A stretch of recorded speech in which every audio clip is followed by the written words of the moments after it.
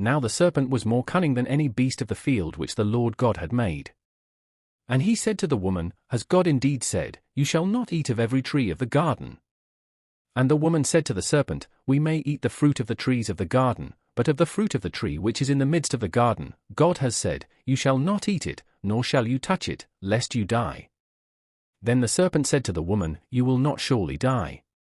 For God knows that in the day you eat of it your eyes will be opened, and you will be like God, knowing good and evil. So when the woman saw that the tree was good for food, that it was pleasant to the eyes, and a tree desirable to make one wise, she took of its fruit and ate. She also gave to her husband with her, and he ate. Then the eyes of both of them were opened, and they knew that they were naked, and they sewed fig leaves together and made themselves coverings. And they heard the sound of the Lord God walking in the garden in the cool of the day, and Adam and his wife hid themselves from the presence of the Lord God among the trees of the garden. Then the Lord God called to Adam and said to him, Where are you? So he said, I heard your voice in the garden, and I was afraid because I was naked, and I hid myself. And he said, Who told you that you were naked? Have you eaten from the tree of which I commanded you that you should not eat? Then the man said, The woman whom you gave to be with me, she gave me of the tree, and I ate. And the Lord God said to the woman, What is this you have done? The woman said, The serpent deceived me, and I ate.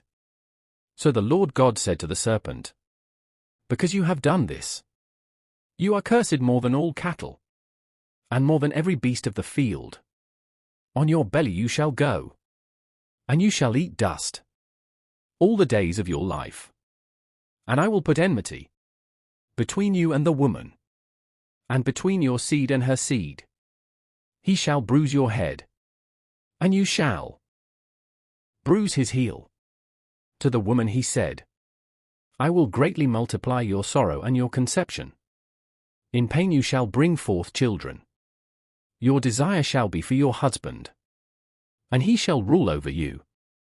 Then to Adam he said, Because you have heeded the voice of your wife, and have eaten from the tree of which I commanded you, saying, You shall not eat of it. Cursed is the ground for your sake. In toil you shall eat of it all the days of your life. Both thorns and thistles it shall bring forth for you.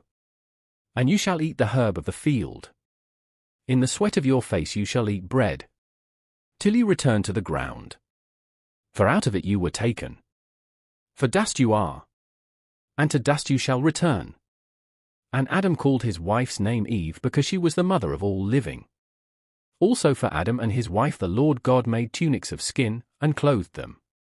Then the Lord God said, Behold, the man has become like one of us, to know good and evil.